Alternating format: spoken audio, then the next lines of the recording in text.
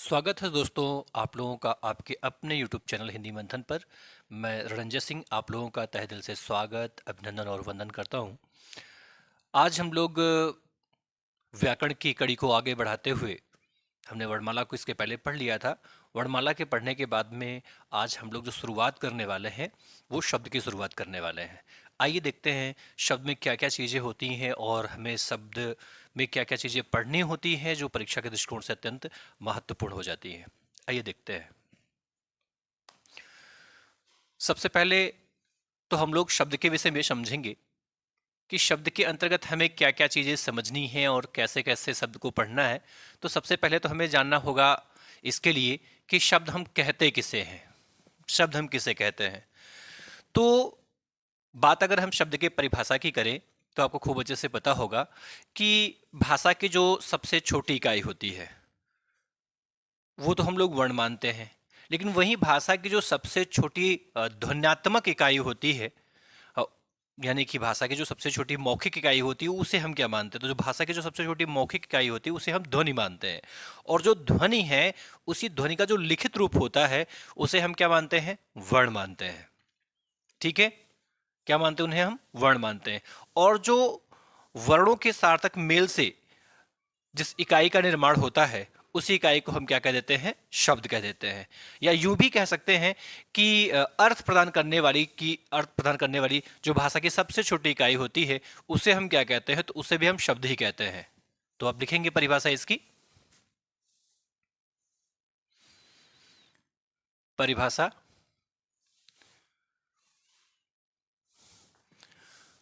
भाषा की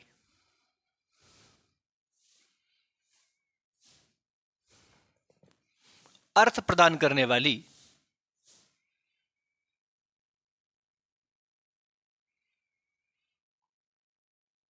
करने वाली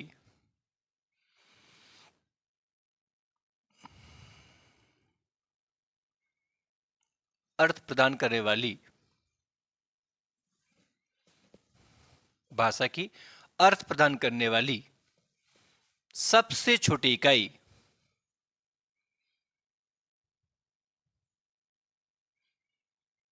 सबसे छोटी इकाई को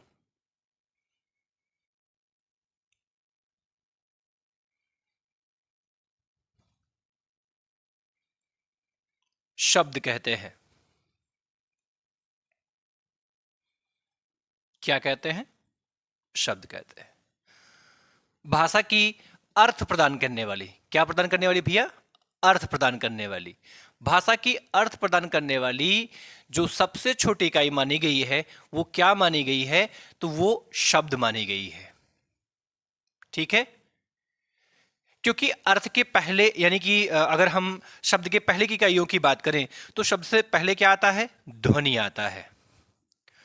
और ध्वनि के बाद का क्रम किसका है, वर्ण का है। और वर्ण के बाद का क्रम किसका है, शब्द का है। और शब्द के बाद का जो क्रम होता है वो किसका होता है, वाक्य का होता है। किसका होता है, वाक्य का होता है। तो ध्यान रहे, अर्थ प्रदान करने वाली जो भाषा की सबसे छोटी इकाई होती है वो शब्द हो जाती है। ठीक है, ये क्या है, अर्थ प्रदान करने वाली भाषा की सबसे छोटी इकाई,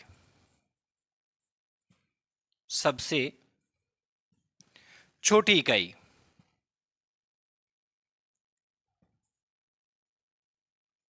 छोटी इकाई।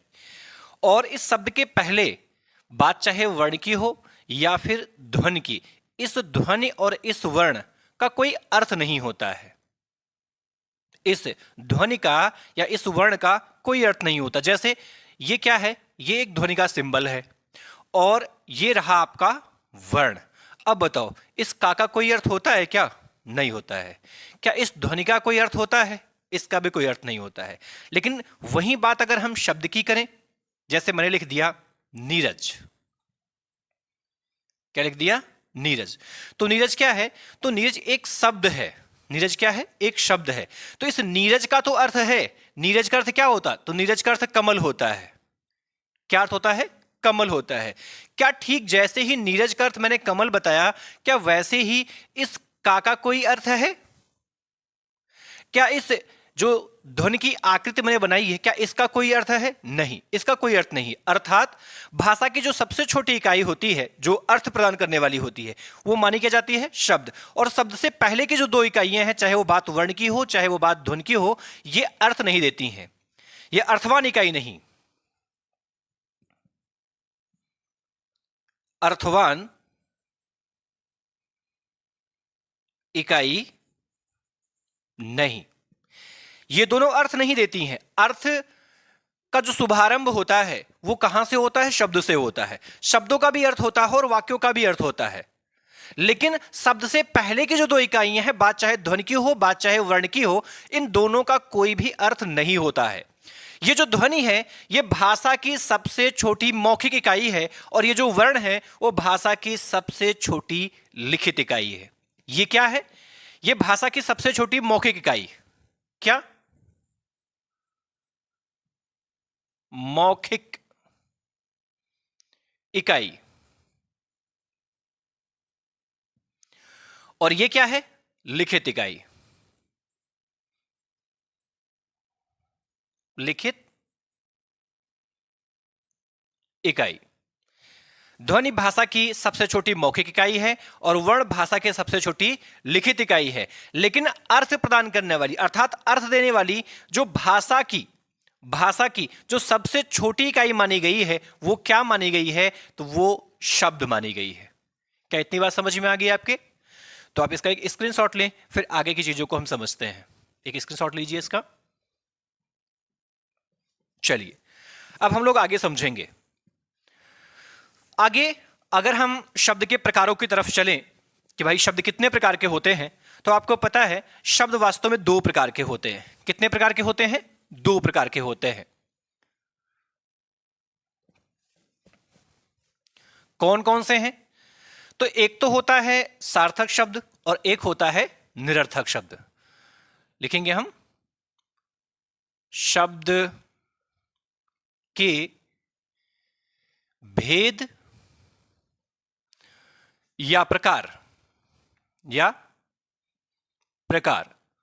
शब्द के भेद आपसे पूछे या शब्द के प्रकार आपसे पूछे तो कितने होते हैं? दो होते हैं। कितने होते भैया?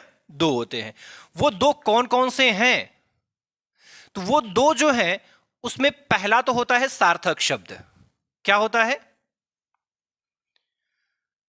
सार्थक शब्द होता है। और जो दूसरा होता है वो क्या है? वो क्या है? तो वो है निरर्थक शब्द।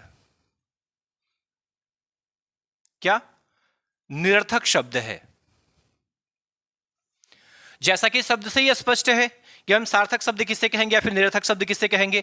तो देखिए, सार्थक का जो संधि विच्छेद होता है, संधि विच्छेद नहीं, वास्तव में शब्द विच्छेद माना जाएगा, ये है स धन अर्थक। साकर्थ होता है सात, और अर्थक का अर्थ होता है अर्थ के।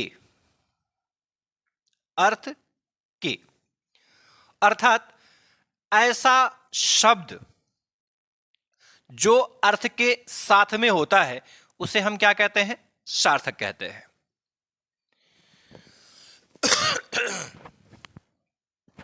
अर्थ के साथ का मतलब क्या हुआ भैया? अर्थ के साथ का मतलब यह हुआ कि वे शब्द जो अर्थवान होते हैं, जिनका कुछ अर्थ निकलता है, उनको तो हम सार्थक शब्द कह देते हैं, और जिन शब्दों का कोई अर्थ नहीं निकलता उनको क्या कहते हैं? तो उनको निरर्थक शब्द कह देते हैं। तो हम एक लाइन में इसकी परिभाषा क्या लिखेंगे सार्थक की? वे शब्द जो अर्थवान होते हैं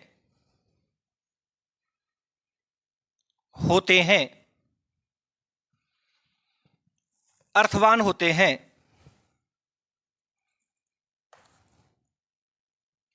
सार्थक शब्द कहते हैं, शब्द कहते हैं।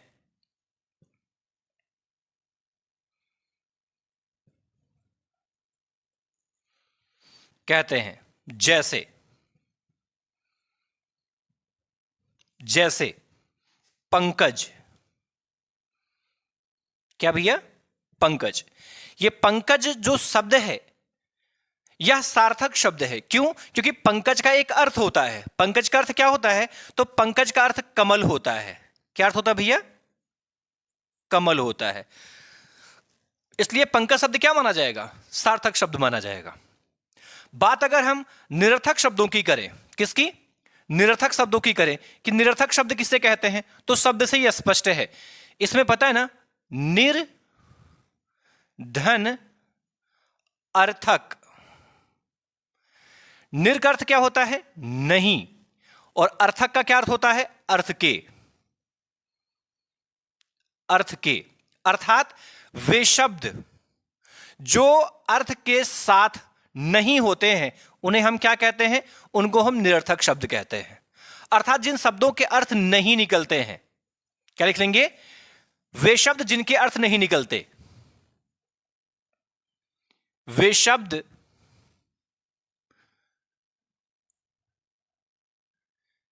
जिनके अर्थ नहीं निकलते।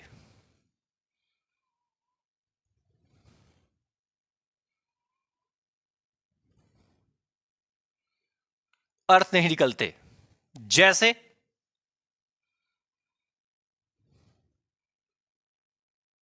वाना। वाना, अब वाना का कोई अर्थ नहीं होता है। खाना का तो अर्थ होता है, खाना मतलब भोजन, लेकिन वाना, वाना का कोई अर्थ नहीं है। तो मैंने आपको बताया ना कि जिन शब्दों के अर्थ निकलते हैं उनको तो हम सार्थक शब्द कह देते हैं, किंतु जिन शब्दों के अर्थ नहीं निकलते हैं उनको हम क्या कहते हैं? उनको हम निरर्थक शब्द कहते हैं। क्या कहते हैं? निरर्थक शब्द कहते हैं। क्या यहां तक की बात समझ में आपके आ गई? चलिए, इतनी बात यदि समझ में आपके आ गई तो हम इसके अगले क्रम में चलेंगे, लेकिन आप पहले इसका एक स्क्रीनशॉट लीजिए। स्क्रीनशॉट इसका लीजिए आप।